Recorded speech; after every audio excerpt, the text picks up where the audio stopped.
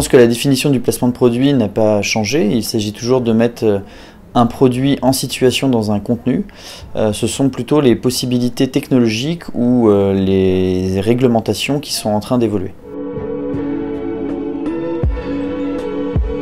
Alors le placement de produit voit effectivement de nouvelles opportunités technologiques, la VR en est une parmi d'autres.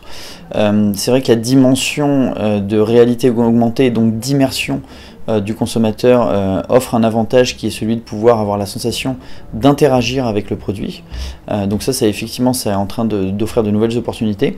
Il y en a une autre avec l'émergence des players dits interactifs en digital qui permettent des technologies qui vont vers du click to basket, c'est-à-dire la possibilité de mettre dans son panier directement le produit qu'on a placé, ce qui devrait nous faire apparaître peut-être un KPI nouveau dans le placement qui est celui du lead, voire même du CPA. Le tout évidemment en digital à ce stade puisque ça c'est formellement interdit dans la partie télé. La marque ne doit pas primer, c'est l'univers de l'artiste ou du contenu qui doit primer bien évidemment. Et c'est ce qui fait toute la différence d'ailleurs entre du placement de produit et de la publicité. On n'est pas dans une commande de contenu, on doit respecter un certain nombre de choses comme l'environnement, le scénario. Le placement de produit, particulièrement en télé, est autorisé que lorsqu'il n'influence pas le scénario. Dans le digital, je pense qu'il faut arriver à des choses qui soient assez similaires, c'est-à-dire que là encore on doit respecter l'univers narratif par exemple du youtubeur sans vouloir trop passer une commande ou un brief comme on dit dans notre métier. Ça ne veut pas dire non plus que le produit n'a pas le droit d'exister, bien entendu. C'est à la marque de donner ses ambitions et le message à faire passer.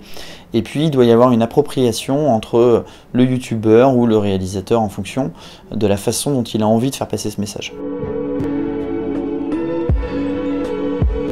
Je dirais tout simplement de faire du placement de produit en sachant pourquoi, c'est-à-dire ne pas lui assigner des objectifs qui ne sont pas les siens. Je pense qu'une marque qui fait du placement de produit pour travailler sa préférence ou sa considération a probablement une bonne réponse avec du placement de produit. Si elle veut travailler sa notoriété de marque pure, il y a probablement d'autres canaux qui sont encore plus puissants pour le faire. Et puis bien entendu, si de l'autre côté du funnel, elle est là pour travailler sa transformation, je pense que là encore elle fait fausse route avec du placement, il y a d'autres canaux pour le faire.